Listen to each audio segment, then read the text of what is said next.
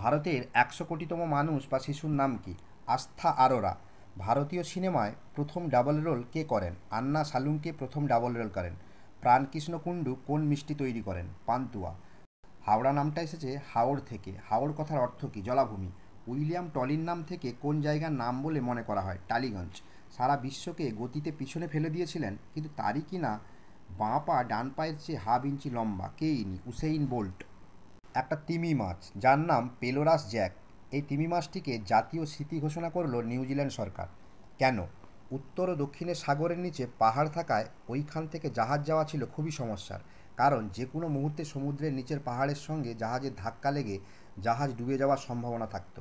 আর তখনই এই পেলোরাস জ্যাক নামক তিমি মাছটি বিপদগ্রস্ত জাহাজগুলোকে পথ দেখিয়ে সেফ জায়গায় পৌঁছে দিত। আর এই কারণে নিউজিল্যান্ড সরকার এই তিমি মাছটিকে জাতীয় স্মৃতি ঘোষণা করেছে।